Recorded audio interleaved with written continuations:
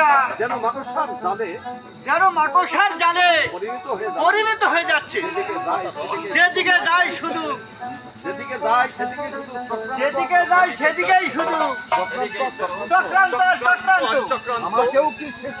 আমাকেও কি শেষ পর্যন্ত সেই চক্রান্তের শিকার হয়ে বেঁচে থাকতে হবে?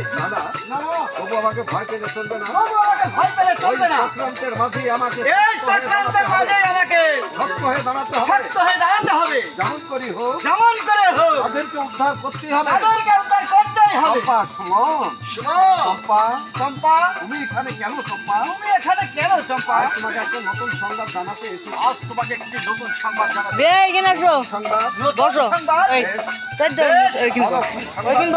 কি সংবাদ নিয়ে এসেছো? আমি ভিডিও করছো শুনে এসেছি। সবকিছু মানে সবকিছু মানে? সেনাপতি কাকা কাকুর মাঝে কথা ছিল। কিসের কথা? বিয়ের কথা। বিয়ে? কার বিয়ে? কার বিয়ে? কার আবার? তোমার সাথে আমার বিয়ে। তোমার সাথে আমার বিয়ে?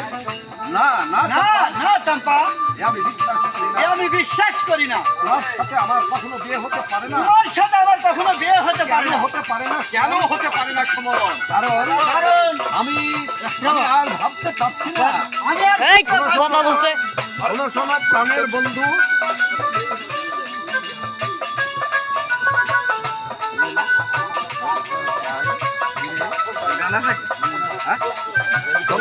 সুমন বলবে তোমারে তুমি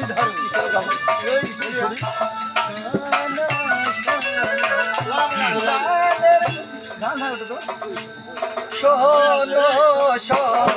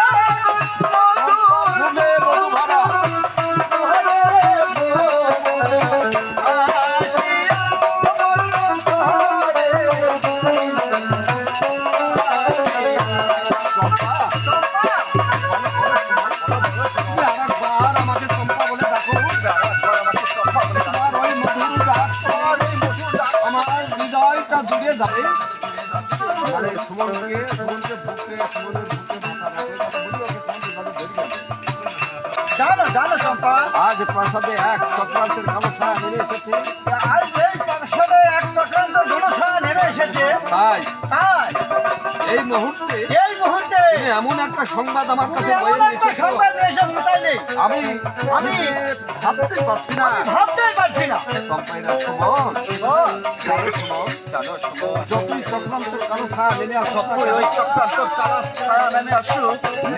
না কেন, নেমে আসুক না কেন, তবু তোমার আমি কোনো ক্ষতি হতে দেবো না। কারণ আমি যে তোমাকে মনপ্রাণ দিয়ে ভালোবাসি। যত বিপদে আসুক না কেন, আমি তোমাকে সজলে সাহায্য করবো। আমি তোমাকে সসম্ভে সাহায্য করবো। পারবে চম্পা? আমাকে সেই চক্রান্তের কালো ছায়া আমাকে এই চক্রান্তের কালো ছায়া থেকে রক্ষা করতে পারবো সুমন। নিশ্চয়ই পারবো সুমন। আমার জীবনের বিনিময় হলেও বিপদ থেকে আমি তোমাকে উদ্ধার করবো। চম্পা, এখন আর আমি ভাবতে পারছি না। এখন আর আমি ভাবতে পারছি না। কারণ এই মুহূর্তে আমি যুদ্ধ ঘোষণা করি। এই মুহূর্তে আমি যুদ্ধ ঘোষণা আসবো। যুদ্ধ হতে ফিরে এসে যুদ্ধ হতে ফিরে এসে আমি তোমার সঙ্গে আবার দেখা করবো। আমি তোমার সাথে আবার দেখা করবো। বলে গেল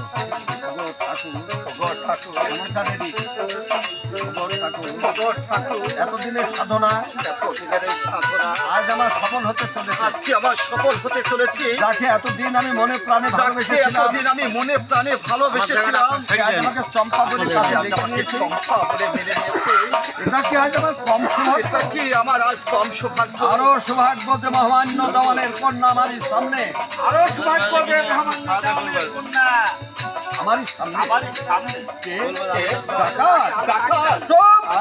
ওই 12টার ভিতরে চিৎকার করলে চিৎকার করলে আমার হাতে পিস্তলখানা ভীষণ ভাবে গর্জে উঠবে। আমার হাতে পিস্তলখানা ভীষণ ভাবে গর্জে উঠবে। কি চাই?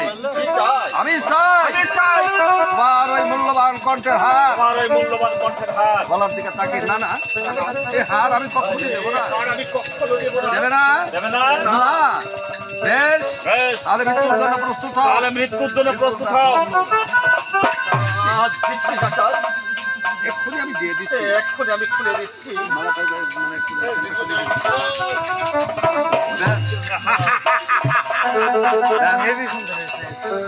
বেশ, আপাতত আমার এটাই চলছে। আমার এখন আপাতত আমার এটাই আপাতত চলবে। এতেই চলবে। তবে তবে একটি কথা মনে রেখো, একটি কথা তুমি মনে রেখো, আমি যাবার পথে আমি যাবার পথে পেছন থেকে চিৎকার করলে পেছন থেকে চিৎকার করলে এই গুলির তোমার মাথাটা আমি উড়িয়ে দেবো। এই গুলিতেই কিন্তু তোমার মাথাটা উড়িয়ে দেবো। মাথা রেডি? Ready? এক, এক, দু, দু, তিন। ওই তো ওকে ডাকো। ডাকাতের আমার হাত বন্ধ করে নিয়ে যাচ্ছে। নিয়ে গেল।